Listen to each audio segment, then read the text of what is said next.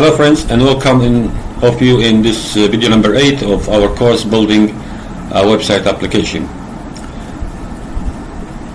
In this video we will focus on one piece of the website, which is whenever your user forget his or her password of his account or her account. Now we need to reset the password of the user, and the way to do that is that what we will talk about in this video. We will start by creating a link by the name of forgot password, reset password, whatever, and this link will take us to a web page. In this web page there is one thing, there is an email. So this user of your web application will enter his or her email, and then we will tell to validate this email. And the process is that we will check, does this email registered and have an account with our application or no? If it is registered, that means this user has an account and he need or she need to reset the password. Once it's validated the email, we send an email to the user email with a reset link.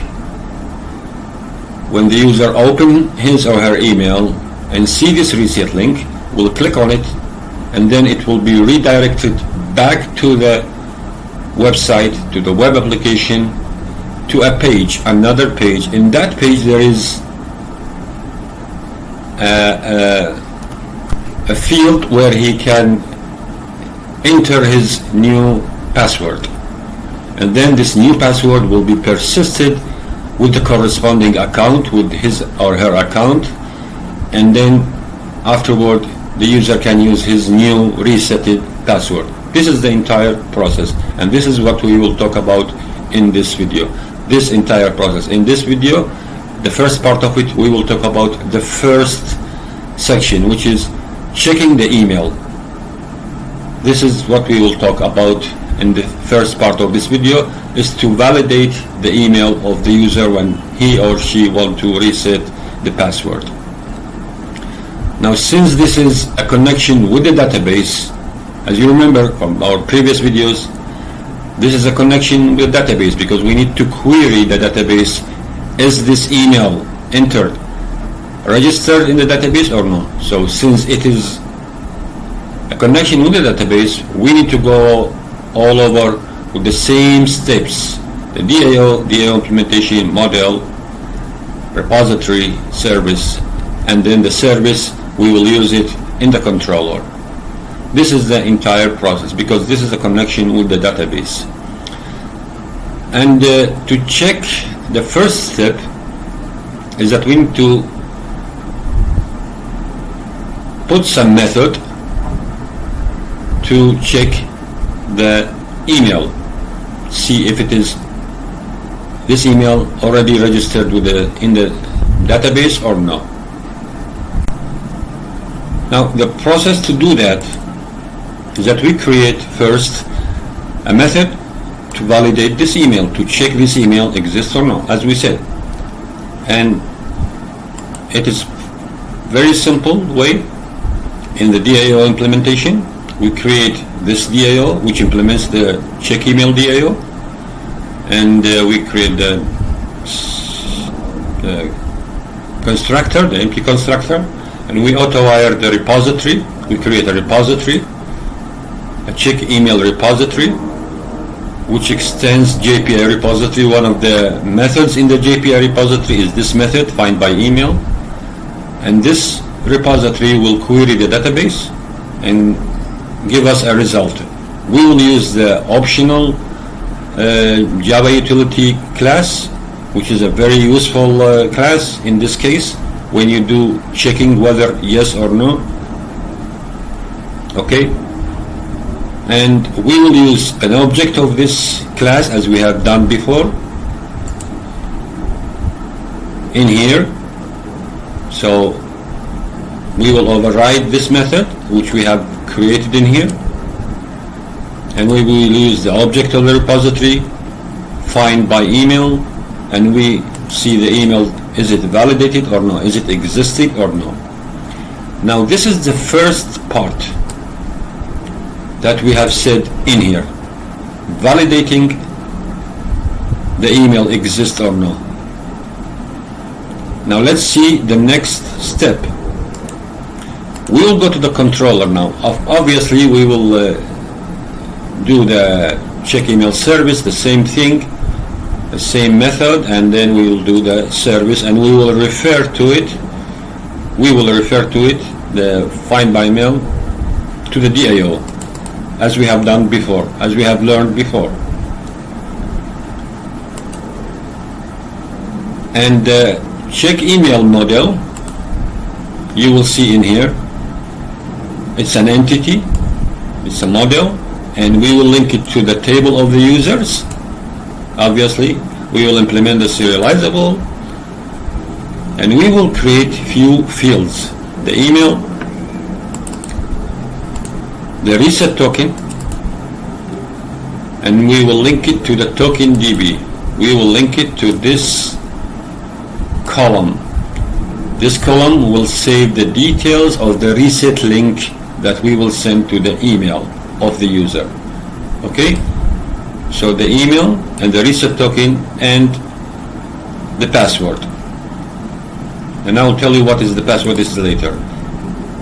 And again, we will do some joining table, and I will talk about it also later. Same with the sign up model. And we create a super constructor, the constructor and getters and setters. And if you wish to use the named queries, you can do it as well as in here when you do the querying of the database. If you wish to do it all the way, or this is the old way, or if you do it by the repository, you can do it by the repository. So if you do it with the named queries annotation, you can do it with this way. Now let's back to this step, checking, validating that the email exists or no.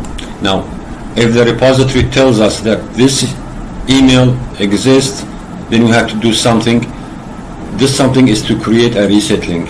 If the repository tells us that this email doesn't exist, it is not registered, then we have to tell the user that, hey user, either this email is wrong or this email is not registered.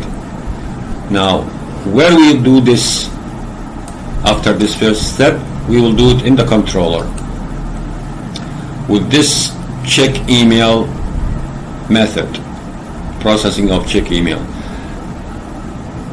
This is the calling service find by email, as we have learned, the user email. The user email is the param, requesting param, which is the email of the user, the email that the user have entered when he wanted to validate it. This is the variable email. So the service find by email, this process will do the implementation in here at this step, and then we will get the result with the optional class, either yes or no, either present or no. If the email present, then we will issue a reset token, a reset link. If else, we will say that, sorry, your email is wrong, or your email is not registered. So the first step, if the checking is not present, if the email is not present, as you can see, this is the exclamation. If not check email is present, then we will send a message to the user, this email has no registered account. If the email is registered, then here we will issue a reset link, a reset token, and this reset link, reset token, will be saved in this column. And the process to create this reset link is, and the process starts with getting the value of the email that the user had entered using this get method.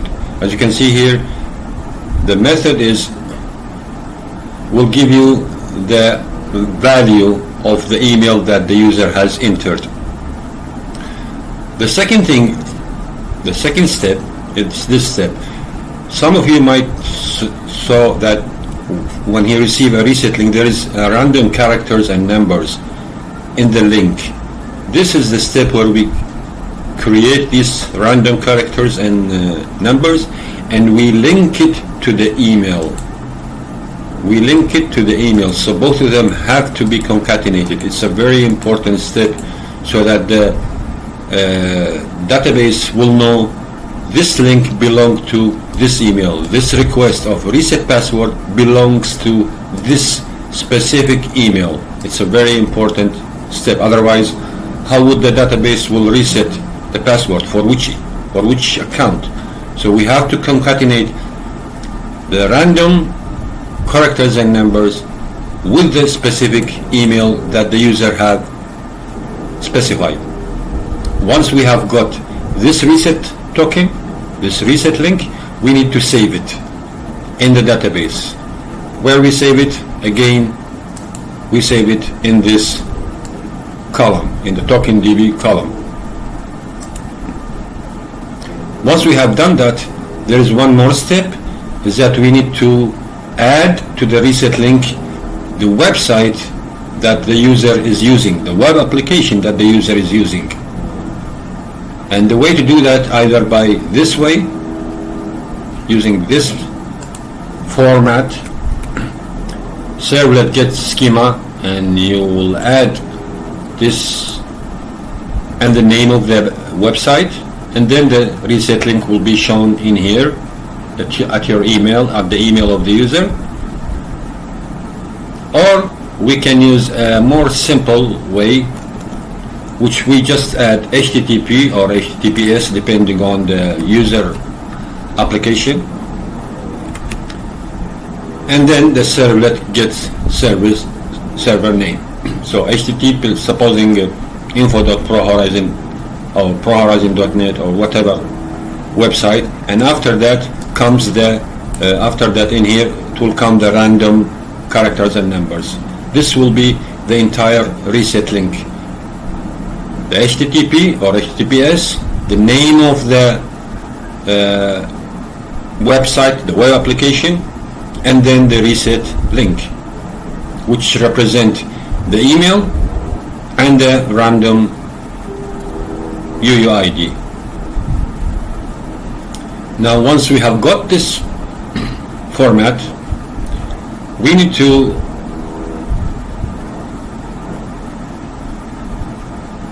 send this reset link to the email of the user, so he can click on it and start the process of the resetting of the password.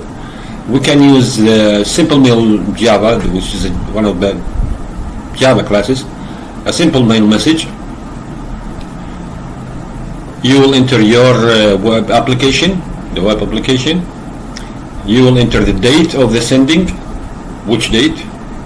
We need this date because we will use it at the expiration, because we will place, or we will, for each reset link there is a validity period, 12 hours, 24 hours, maximum maybe 48 hours. So the reset link will be valid for a certain period of time. It's not valid for indefinite time. It should have a validity time. This we need to set the date when we send it, so that we can calculate afterward the time, how much time it will be valid. We will get the email sent to the email, which is this one, this email of the user, and we will give some note subject for this email, reset password request, or whichever subject you wish to add, and then the text, which will come, click on the link to reset your password, and the URL and the reset token. get reset token. You just do it this way, and here you can add whatever text you wish to add. This will be the entire link. So this is the link itself, the reset link, and this is some extra things that you need to, because if you just send this, when the user will see in his email this link, he will be maybe terrified. What is this? What's this link? Could be hacking, could be anything. So you need to add some explanation at the email body that, hey, this is a link to reset your password as per your request. Let's say, as per your request, you requested to reset your password, so we are sending you this link. Please click on it to reset your password. So this is the entire body of the email that user will get. And then we will set the mail sender, and we will link this reset link to the email so it can be sent to the user. Now there is one thing we need to do. When we said that the reset link should have a validity time, we need to calculate from the moment the email was sent to the user, and we set an expiration time. Supposing 12 hours or 24 hours, 48 hours, we need to set an expiration time. So we need to calculate the time from the minute the email was sent to, let's say, 12 hours. And after 12 hours, this reset link will be invalid, will expire. How we can do that? I find that made this small code, which I believe is more effective than any other way which I have seen. This is the best, or not the best in my view, it's the best, is that we get the calendar object, calendar class of the Java, get instance, get time.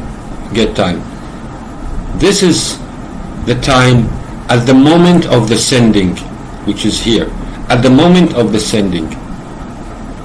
And we make it as a static variable or a static field. You see here, this is a static field. Email sending time.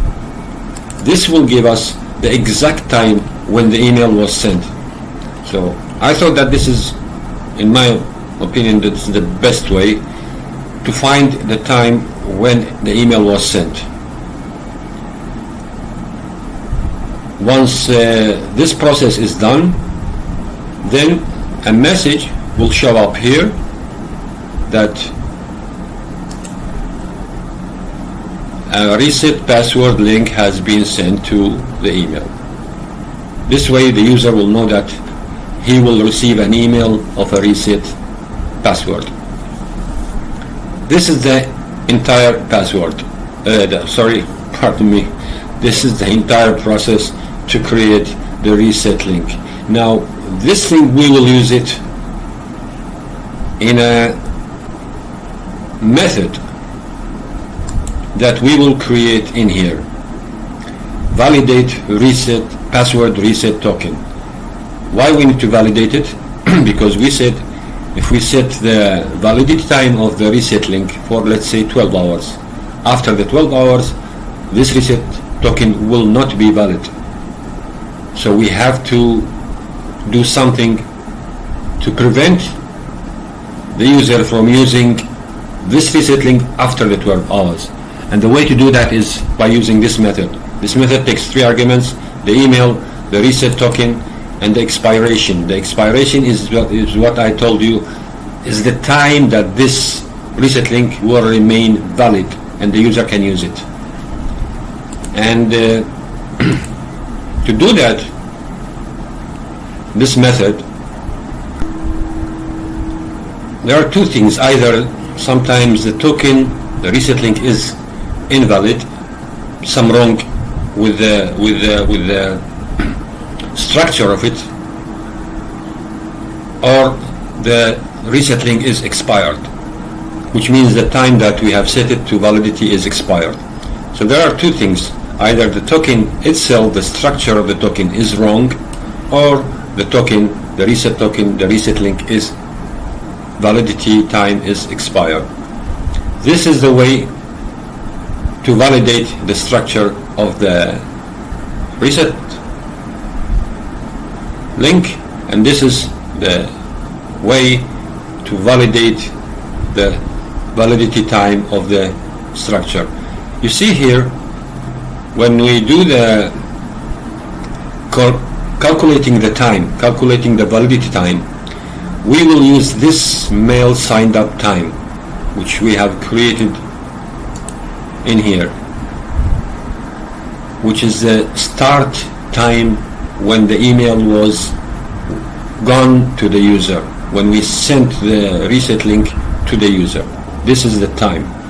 So we will use it in here. This is a static field, so we call it by the main controller.email, and then we will call the model of the check email. We created this field and we set the time. The time is 60 minutes by 24 hours. Now this time totally depends on you how long you wish to keep this reset link valid. You can set it up in here, and we create for it a getter and setter for this field, and we can use it in here. So get expiration. This will give you the time that you have set for a valid reset link. Now this is, if we minus from it this time, if we minus from it the current time when the user received the email, the current time at that time, at that moment when the user received the email, when the user received the reset link, if it is less than 0, if it is less than the token is expired, that means this token has expired. So the value, this value should be and must be, or should be, actually not must be, should be more than this value. This is the current time of the receiving the email, the current time, the moment when the email with the reset link reaches to the user. If this time is bigger than 0, that means this token is still valid. If it is less than 0, less or equal to 0, that means this token has expired and the user cannot use it to reset his password or her password, and then and therefore he should generate another reset link. Now once these two steps didn't happen, the structure is okay and the time is okay, then we start with the last portion, which is authenticating the reset link, which means the user can use this reset link. We need to do this step, but this step actually is linked to the Spring Security, which I will make, the next course will be implementing the Spring Security on a Spring Boot application. So I will not go through it because it is linked to another class, the security class, the Spring Security class, which is not available in this application. So I will not go through this, but in the next course I will add the security class and we will talk thoroughly about how to implement the Spring Security and how about this we will talk about, because it's, as I said, it's linked to the Spring Security. Once we have done this validation of the reset link, then the user will click on the link and will be redirected again to the website, to the web application, and as we have said, a new page which has only one field of the new password. We'll see just one or two fields which has the user should enter the new password and then save. That means the new password is persisted and the user can use it. So this is the process of checking the email, validating the email, creating the reset link, connecting it to the appropriate or to the specific email, sending the reset link, calculating the time of the validity of this reset link, and then implementing a check on this reset link. And once the check is okay, then we have to use this security thing to secure the reset link. And then the page, another new page will be opened, which has 1 or 2 fields for the user to enter his new selected password. This is video we have spoke about all of this. In the next video we will talk about the final piece of the resetting the password. Thank you very much.